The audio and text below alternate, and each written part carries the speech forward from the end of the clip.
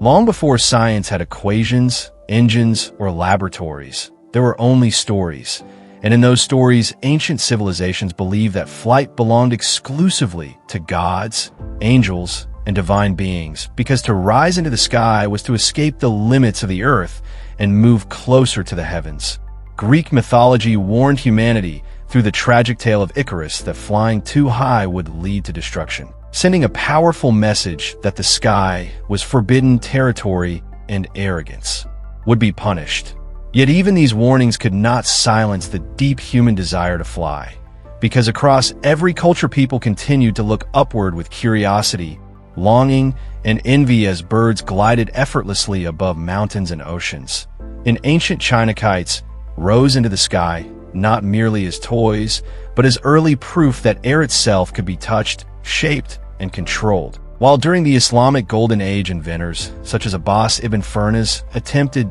daring, gliding experiment centuries ahead of their time, sometimes surviving and sometimes suffering severe injuries, proving that humans everywhere shared the same truth. They wanted to leave the ground, but wanting alone was never enough. Gravity never forgives mistakes, and countless early dreamers learned this painfully by strapping feathers and wooden frames to their arms, jumping from towers and cliffs, and trusting prayer more than physics. Most of these attempts ending in broken bones or death, slowly teaching humanity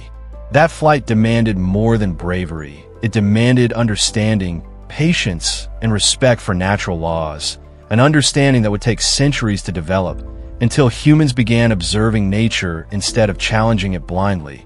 watching birds carefully and realizing that they did not simply flap randomly but balanced, glided, and worked with the wind. A realization that reached a turning point during the Renaissance when Leonardo da Vinci, a painter, engineer, and visionary far ahead of his time, obsessively studied birds and airflow, sketching flying machines that resembled gliders, parachutes, and even early helicopter-like designs, proving that flight was not magic or divine power, but mechanics governed by shape, balance, and motion. Yet Leonardo lived in a world without engines, lightweight materials, or scientific tools to test his ideas. So his machines remained trapped on paper, unrealized not because they were wrong, but because the world was not yet ready, still his. Ideas planted a powerful seed that quietly survived through generations, as others followed by building crude gliders and learning through repeated crashes that curved wings could create lift,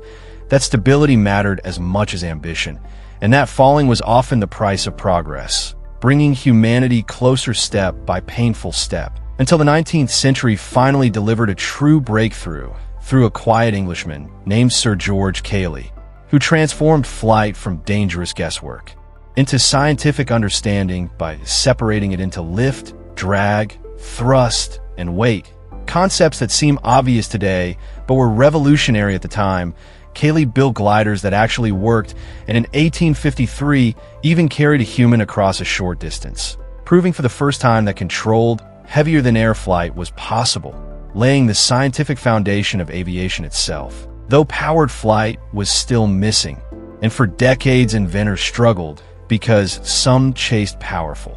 engines without control, while others built stable gliders without propulsion, until two unlikely figures emerged from Dayton, Ohio, Wilbur and Orville Wright, bicycle mechanics with no formal engineering degrees, but an intuitive understanding of balance and motion, who studied every failure that came before them, questioned existing data when it did not match reality, built their own wind tunnel when published theories failed, and became obsessed not with speed or raw power, but with control, developing wing warping to keep an aircraft balanced in the air, testing relentlessly in isolation, facing ridicule, financial hardship, and repeated crashes, yet learning from every failure instead of giving up, until December 17, 1903, when on the cold, windy sands of Kitty Hawk, a fragile machine lifted off the ground under its own power, flew for 12 seconds, covered 120 feet, and achieved the first controlled, sustained, powered flight of a heavier-than-air aircraft, a moment that quietly but permanently changed human history. Though controversy soon followed, because history is rarely simple, And across the Atlantic, Alberto Santos-Dumont flew publicly in Paris in 1906 before crowds and cameras without rails or launch assistance, capturing public imagination and leading many to question who truly deserved credit for inventing the airplane. The truth being uncomfortable but honest. The Wright brothers flew earlier and solved the critical problem of control, while Santos-Dumont flew openly and proved aviation to the world, both advancing flight in essential ways and reminding us that inventions are rarely born from a single moment or a single person. Once humans mastered the sky, the world transformed forever as distances collapsed. Oceans shrank, trade expanded, wars changed, cultures connected, and airplanes revolutionized travel, warfare, rescue, and communication, turning journeys that once took months into hours, evolving rapidly from fragile, fabric-covered wings into powerful metal giants, from propellers to jet engines, from uncertain hops to supersonic speed, every modern aircraft carrying within it the legacy of centuries of dreamers who dared to look upward.